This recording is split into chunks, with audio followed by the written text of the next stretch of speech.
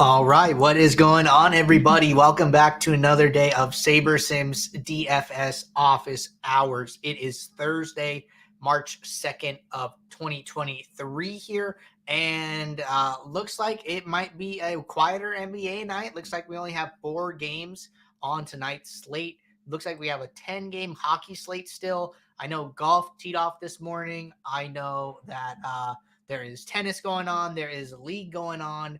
And then, looking ahead to the weekend, looks like there is a 14-fight MMA card. I know we have NASCAR on Sunday, XFL on Saturday. So just a ton of DFS coming at you guys. If you guys are new here, welcome. My name is Andrew. I'm one of the coaches over here at SaberSim. This is a show where we go over how to use the SaberSim app, answer any and all DFS-related questions. I mean, we had just had so many sports going on: NBA, NHL, golf, MMA, NASCAR, tennis, League of Legends, XFL. The list continues. I think Formula One is back this weekend. So this is the place to ask questions, get your questions answered about a range of sports. If I can't get you guys a thoughtful answer, I will go and find one and dip into my resources on the SaberSim team. But you can ask questions live in the YouTube chat or in the Office Hours channel in our Discord server. If you're not in our Discord, there's a link in the description below to join up. And then if you're not signed up with SaberSim and you want to try out all of these awesome sports that we are talking about,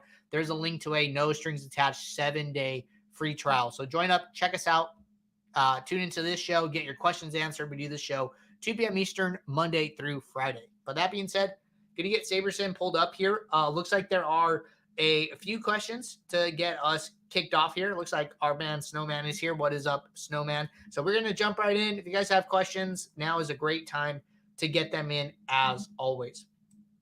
So, all right, first question here from Snowman, tuning in to see his question answered. Question is, when you put a dummy lineup in and then you make your build and you install it, how do you get rid of the dummy lineup to put one of the good lineups in? Okay, good question here. So normally what a lot of times people do is, they'll be on the PC, they will build a lineup, and then they will use that lineup to reserve all of their entries like on DraftKings.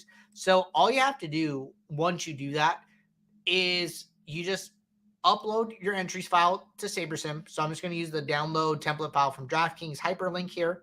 And then I'm just going to drag this over. I just entered a couple free contests so we could demo this here. So when you pull in this file, it will have players in it already. So this exposure table on the right will already be populated. You'll see, 100% exposure to the 8 players you have in your lineup. And then your entry exposure will be basically as many entries as you have, right? So this, for me, if I had filled out a dummy lineup, this would be entry exposure to 100% to all these players here, but 2 total entries, right? Because I just have the 2 single entries that I did for the demo. All you have to do is just rebuild a lineup. So I'm just going to, run a lineup here. And then it's similar to late swap, right? Your late swap file, already has a set of lineups. All you're doing is just overriding that file. So that is what I'm going to do here. And then I'm just going to go through a normal build process. I'm going to go to fill entries, and then whatever previous lineups were in this file, I'm just going to overwrite them and then download it. And then now the CSV updates, and then I can re-upload that to the site and then get my new lineup. So basically the same exact thing that's happening with late swap. I wouldn't overthink it. Just go through the normal CSV upload and filling process, and then we will automatically overwrite your dummy lineup. But that is how to do it, Snowman. Let me know if you have any questions. See our man Brian's here. Brian said, good afternoon. Hope all is well. Hope the same to you as well, Brian. Happy Thursday. I'd like to we call it Friday Junior over here in my house. Not sure if that's a common thing, but yes, Friday Junior. Looking ahead to Friday and the weekend as always. All right, question here from Nickquisition. Question is a new metric for sorting lineups using the average adjusted ownership of the 95th percentile already live on the beta app? Everything in the post build step looks the same. I'm on the old advanced plan, if that matters. Yeah. So we are testing, what we're calling SaberScore 2.0. There was a behind the Sims video released about it yesterday. If any of you are, interested in listening to that, you can go over to our YouTube channel, and I'll show you guys where to access this video. go over to playlists, go down to behind the Sims here. And then we just released this new video yesterday. Where is it now? Let's sort by date added. Okay, right here. Behind the Sims, episode 23, SaberScore 2.0 and adjusted ownership. It was a video with Andy, Matt, and Jordan. They recorded it yesterday, released it yesterday, talks about some of the updates to the builder and to lineup grading that we are exploring, that we are testing out. So we are testing it in a beta version. The beta version is available to users that are on the SaberSim Pro plan. So, this kind of goes right into the next question. So I'm gonna put this one here and we're gonna answer them both together. So Snowman said the only thing new about the Pro is you can add 5,000 lineups, right? That's the only difference. So that is not the only difference. So, just talking about these two things together. So with SaberSim Pro, you get early access to new features that we are testing. So that would be the beta version of this SaberSim 2.0. We are continuing to update it and make adjustments to it before releasing it to the app. Once we release it to the regular production app, that'll be like the SaberScore 2.0's like final version in quotes, but not so much in the testing right now. We have it out and we're doing back testing on it. But aside from early access to new features, you get the 5,000 lineups, like you said.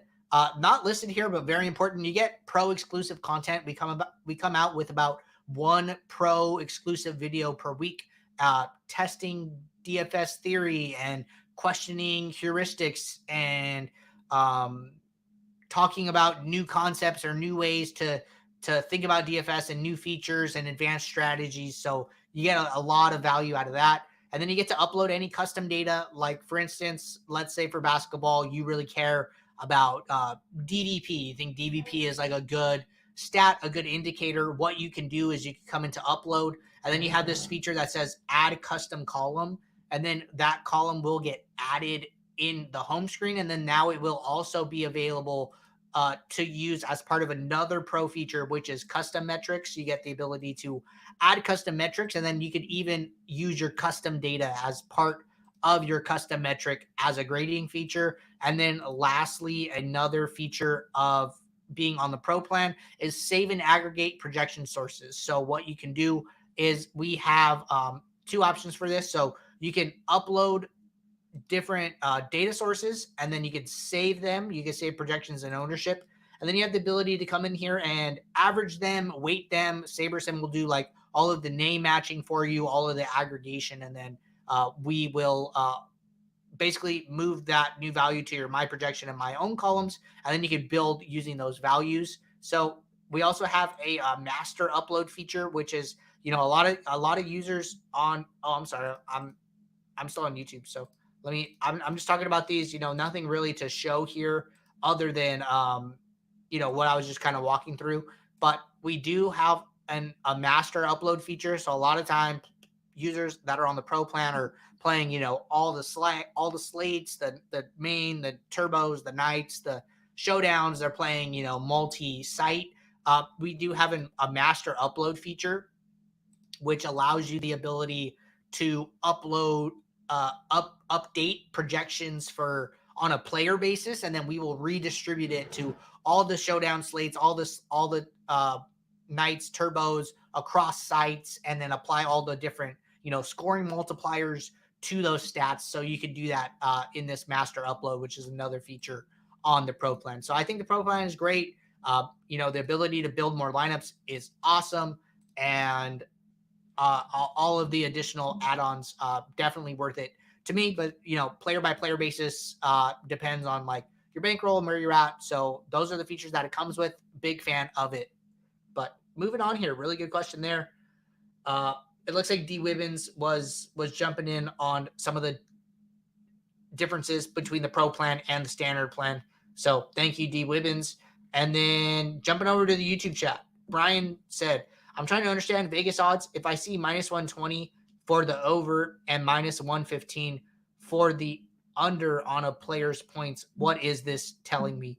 So it's telling you that the probability of the I mean, frankly, the hold there, like the vig is pretty substantial, right? So basically, like a no vig bet, right, would be vig is just like the percentage that like the bookmakers take, right? So usually you'll see like a bet that's like um simplest thing is if a bet is like plus 100 for the over and then plus 100 for the under. That would mean that there is no margin in between, right?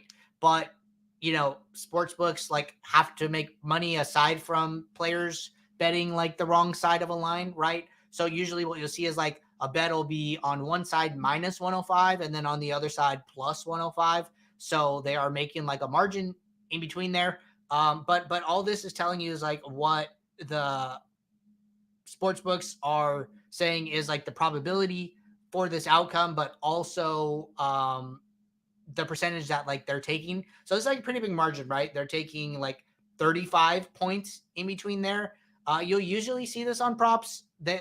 I see plenty of props where it's like minus 135 on one side and then even on the other side. So there's like a lot of margin in between there. But that is because I think that, props are like a little riskier for the books as opposed to sides and totals. So they will take like bigger margins there. But aside from that, I think that if you're interested in learning about like sports betting and like sports betting math, I think that you could probably find a lot of good resources on the web for that. So I would just do like a Google search and then look into like what is VIG and like how much VIG are like in parlays, and you can kind of like go down the rabbit hole of like why parlays are like technically not a great bet in general, and then kind of go down the rabbit hole. It is a fairly lengthy one there, but gonna cap it there, Brian. Let me know if you have any more questions. But you can also pull up like a sports betting calculator and like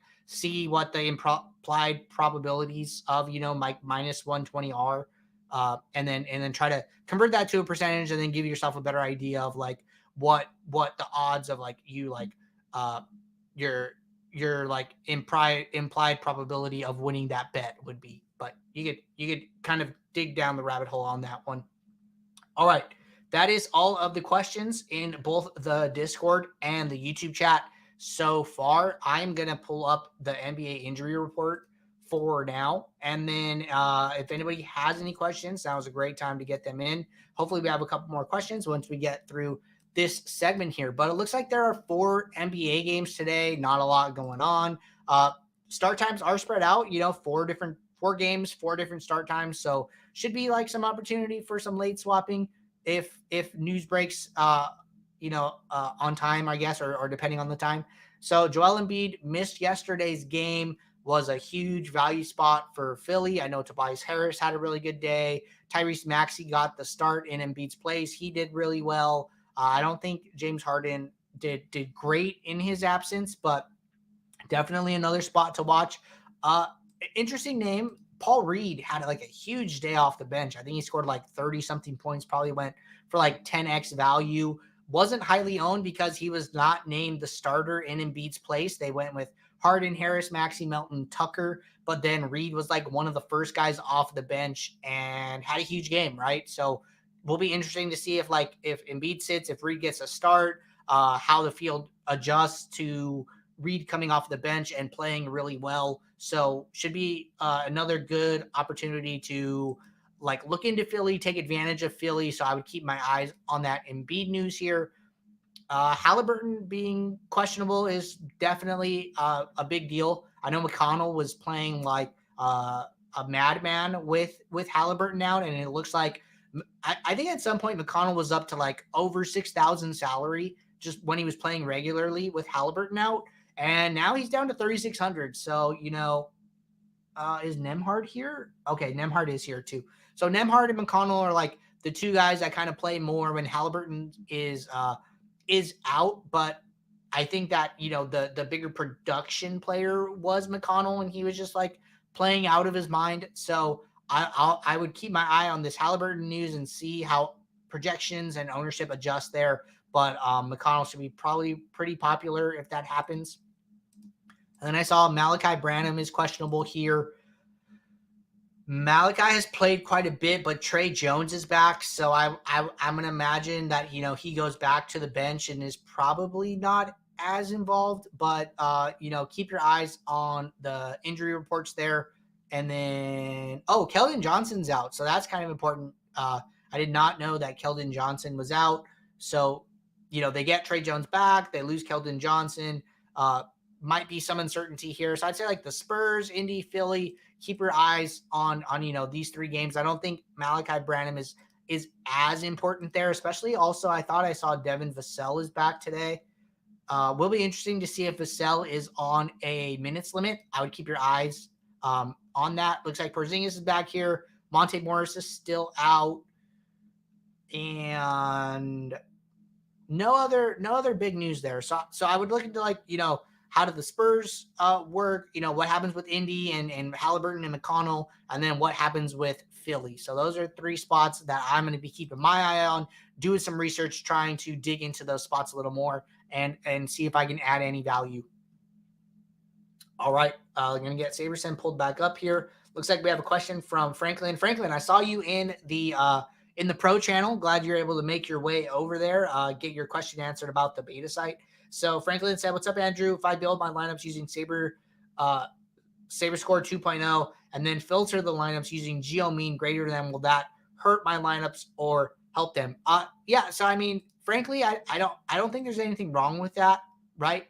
I would just, so what he's saying is like, hey, I'm going to come in, I'm going to run my build. I'm going to go to SaberScore 2.0, which this is what it looks like. I'm using the beta site right now. So this would be SaberScore 2.0,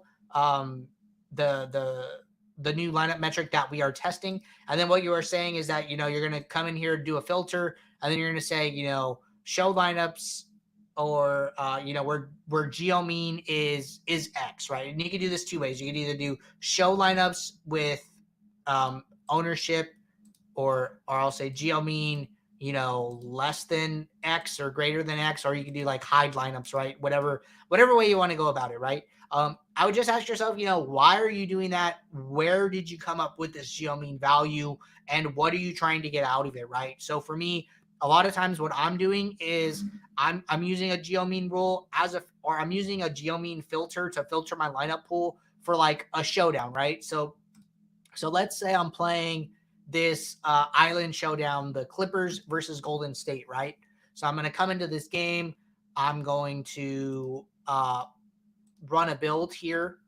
And then what I'm doing, right? Like I am literally getting a pen and a paper, and then I am going to look at the contest that I'm playing for this showdown. And let's say that the contest that I'm playing, the biggest contest I'm playing has 20,000 entrants, right? So then I'm going, okay, how many dupes do I want to use as a guardrail? And maybe that number is, let's say like 10 dupes, right? So then I'm going to go on my pen and paper, and then I'm going to do 10 divided by 20,000. And then I'm going to do the number of players in this lineup, which is 6. And then I'm going to do to the power of 1/6.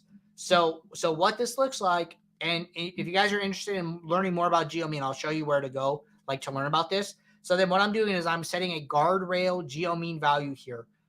And I can just pull this up on my calculator on the screen so we can all look at this. So I have my calculator up. So I'm saying, I want to use like a GeoMean guardrail for this showdown contest. So then I'm going to do 10 divided by 20,000, which I'm using as an example for how many lineups there are in this contest. And then I'm doing to the power of 1 divided by 6. And my GeoMean is going to be 8.33. Let me do this on my calculator, make sure this is right. So then I'm going to do 10 divided by 20,000 to the power of 1 divided by 6. Okay, I think I did this wrong. So, that's right, I did it wrong. Okay, so I'm going to do this one more time here for you guys. So, because it can be confusing, right? So it's good to like walk through this. 20,000. Okay, and then I do to the power. I got to do parentheses for this fraction. 1 divided by 6. Okay, there we go. So this is the value that you should get. So it should be 0.2817. So if you take this into the app, you'll just write this as like 28.2. I'm just rounding the 7 to the 1. You just move this over 2 decimal places. It's technically you're almost putting it in as like a percentage here, right? So then I'm going to come in here and then I'm going to do a geo mean filter. So then I'm saying high lineups with geo mean greater than 28.2. So I do that. It's going to get rid of 374 lineups. I'm left with 126 lineups that are under that geo mean value. So in this example, I'm basically saying, hey, I don't want to play any lineup where the geo mean says that it will be duped more than 10 times. And I think that, I think this is good for showdown, but the big difference between classic slates and showdown slates for me is that there are much more positive EV lineups that you could play in a classic slate than a showdown. So when I'm building a pool of lineups for a showdown, I'm trying to find a way to filter that pool down to help me get to the lineups that I want to take with me into my contests. When I'm building for a classic slate, I'm doing the opposite. I'm trying to make every lineup in my pool viable so I can get as diverse as possible, because I am fairly certain I am not going to run out of positive EV lineups to play. So just like there's like a thought shift from going from classic to showdown, and this is kind of it. I'm okay getting rid of 374 lineups because I'm only playing 20. Now I have 126 to pick from, and I'm just filtering that down slowly. So I think that like this is fine to do, but this is how I would do it. But I would, why are you trying to apply a geo mean? Where did you come up with the geo mean value? And is it ultimately helping you in some way, shape, or form, right? So I think for showdown makes a lot of sense. I don't know how you would exactly do this for like a classic slate, or what kind of effect it would have, right? So like, let's go into this classic slate build that we ran. Let's say that, I don't want to be duped in my 20,000 person contest, right? So then let's go back to our calculator. So then what I'm going to do is like, hey, I don't want any dupes in a classic slate, right? So then I'm going to do one. We'll say there's still 20,000 people in this contest. And then we're going to do to the power of 1 divided by 8, because there are 8 lineups in a classic slate, right? Or on DraftKings, there are 8 lineup positions on a classic slate lineup, right? So we have this 28.99, so 29 here. So then, okay, just to confirm, so 1, 2, 3, 4, 5, 6, 7, 8. Yes. So there's 5 positions and then 3 like a guard, a forward, a utility. So then here, what I would have to do, right, is I would go to filter. I would go to high lineups with geo mean greater than 29. When I do that, it gets rid of no lineups. So like all of these lineups are already not being duped in a 20,000 person contest, because there's more lineup positions, because there are just like more available options to kind of go to here. Make it like we could also sort by our geo mean here. Another great reason to be on the pro plan. You can add these summary stats. Our highest geo mean is 25.8. And we were at like a 29 geo mean value. So like we're really far from 29 in this example here. So that's why I don't really use geo mean for classic slates. I don't think you frankly need it. And you're hardly ever going to be duped at like the top of a contest. So that is why I think geo mean is like more useful for showdowns where there are less available options. But just one example here. But if you guys are interested in learning more about this, I've done a support video on this in our support doc. So if you go to the settings drop down, you go to help, it'll open up sabersim.com/support. You go down to frequently asked questions, you go to view more. You can go to our library, I call it, and then you type in geometric mean up at the top. And then how do ownership product and ownership geometric mean work? This is a 4-minute video that I did showing the difference between product ownership, geometric mean, how they interact, walking through an example, how to do it in the lineup rules, how to do it in the post build, and walking through the entire process. So I would watch this video if you're interested in learning more about it and learning more about how to apply it. Franklin said, thanks for the explanation. Yep, happy to help. And then Cortez Martin. Let me get back to SaberSim here. And I'm just going to get back to my normal screen. Cortez Martin said, I'm trying to do my best to be different with my NBA lineups. My friend and the pro, we generate the exact same, the same exact lineup. So how can I avoid that with everyone else that's using SaberSim? So frankly, I would be like pretty surprised if you could generate the same exact lineup as somebody else if you have sim diversity on. So if you run a cash build at 0-0 settings and then I run a cash build at 0-0 settings, that is like the only time that you will probably dupe with somebody, because at 0 sim diversity, what we are doing is we are using the projections in the home screen to build your lineups. So we're using the same projections. We're going to get to the same cash optimal. That's totally normal. But once sim diversity goes on, we have a database of thousands of sims, right? And then what we do is we go in and we randomly sample the database. And then, we pull sims from here and there. And then we use the point totals that the players score in those set of sims as that player's new projections when we are analyzing all of the players in the player pool to build your lineups. So, there are like millions and billions of possible combinations of that database that we could pull. Like we could pull, sims 1, 2, 3, 4, 5 for you, and then we could pull sims 1, 2, 4, 5, 6 for me, and then like it is just like a huge exponential number that I can't even quantify. So that is why you are not basically able to like dupe with other SaberSim users, because the number of possible sim combinations that you could pull is just like exponential, I guess is a better way. Not infinite, but exponential. So, I'm not worried about duping with other SaberSim users as much as I am worried about duping with other players in my contest. Sim Diversity does a great job of making your lineups unique to you. You're not going to dupe with other SaberSim users at a higher rate than you're going to dupe with other users in your contest. So I would look at duplication on, a scale of the contest and not a scale of the SaberSim users. I think that, in the grand scheme of things, we are, a small percentage of the DFS field overall, and the DFS field is much larger in scale. So it's not something that I think that you need to worry a ton about. All right. Samuel Campana said, is there a min unique edge for NBA? Is it different from main and / or showdown? Gracias, Andrew.